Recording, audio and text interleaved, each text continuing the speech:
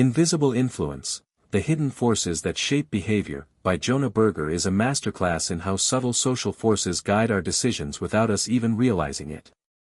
At first glance, many of us believe we're independent thinkers, making choices based solely on our personal preferences or logic.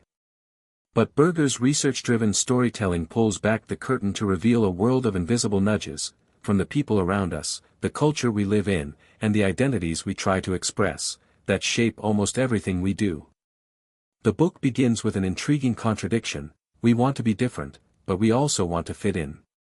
This paradox lies at the heart of many consumer choices, whether it's the clothes we wear, the car we drive, or even how we vote. Berger walks us through studies and scenarios that show how this tension plays out in everyday life. We often gravitate toward products that help us signal individuality, but only within a narrow range that still allows us to feel part of a group. This optimal distinctiveness is a powerful undercurrent in modern marketing. Berger's storytelling style is as data-backed as it is human-centered. He shares stories about baby names, car colors, music preferences, and even dining habits to illustrate the impact of mimicry. When people around us choose something, we're more likely to choose it too, not just out of laziness or trend following, but because our brains are wired for social learning. This isn't just about following the crowd, though. It's about using others' behavior as a shortcut for decision-making in an overwhelming world. One particularly vivid section explores how mimicry isn't just common, but also beneficial. Waiters who subtly mimic a customer's speech patterns or gestures receive higher tips. Job applicants who mirror their interviewer's body language are more likely to get the job. This isn't manipulation, it's connection. Berger reveals how mimicry builds trust and fosters rapport, which smart marketers can use to deepen brand customer relationships. Berger also digs into the phenomenon of social proof.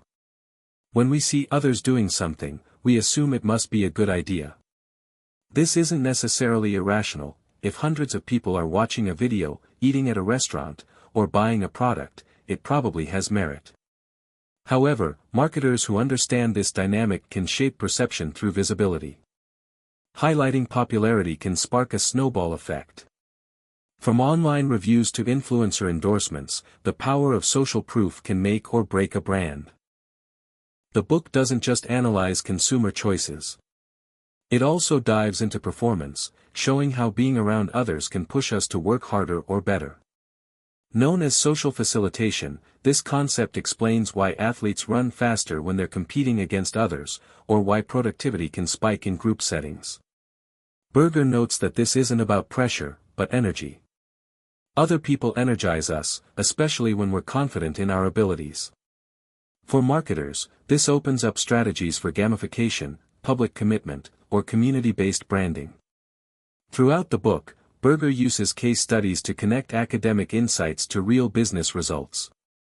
He recounts how Apple's decision to put its logo facing outward, so others can see it, wasn't a design fluke, it was a signal.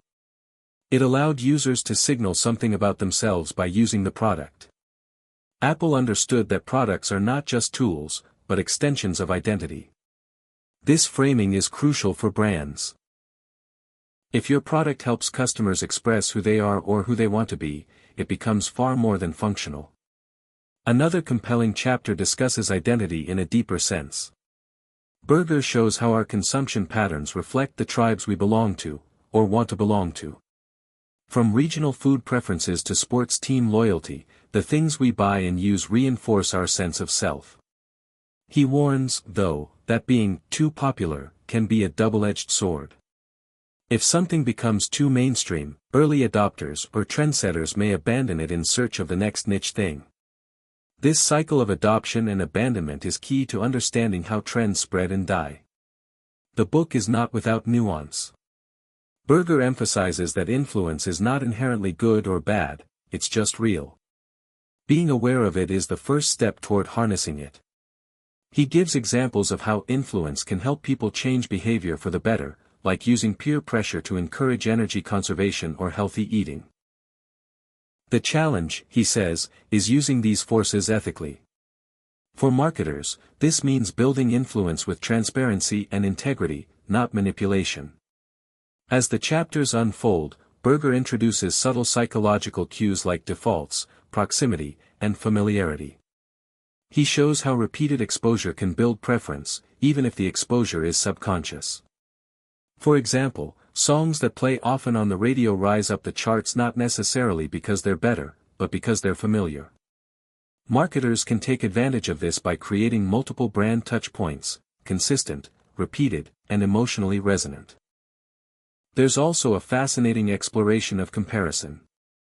Berger explains how we evaluate our own choices and performance not in isolation, but relative to others. This social benchmarking means that marketing messages shouldn't only tell a customer what they can do, but also what others like them are doing. When framed correctly, this taps into our desire to measure up, while offering aspirational yet attainable examples. Berger weaves in humor and unexpected stories to keep the narrative moving. From anecdotes about celebrity baby names to experiments on clothing choices, every chapter feels both grounded and surprising. He makes it easy to grasp complex ideas by anchoring them in everyday moments. This makes the book not just educational, but enjoyable, even for readers who aren't marketing professionals. What makes Invisible Influence especially actionable is its invitation to observe. Berger doesn't just tell you what influence is, he asks you to notice it around you. He encourages readers to become conscious consumers, to reflect on their own choices, and to decode the subtle pressures shaping their behavior. For marketers, this is gold. Learning to read these cues in your audience can help you craft campaigns that resonate deeply. The final chapters bring the insights full circle.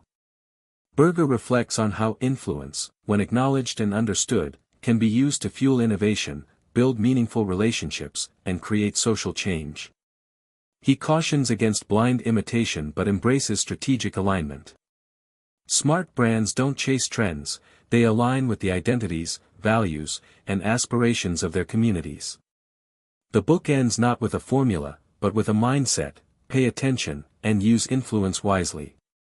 Ultimately, Invisible Influence is a rare mix of science and storytelling that speaks directly to marketers, designers, entrepreneurs, and anyone curious about human behavior. It doesn't preach or oversimplify.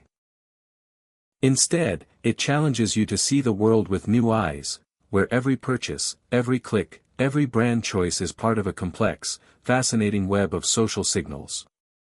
And once you've seen it, you can't unsee it.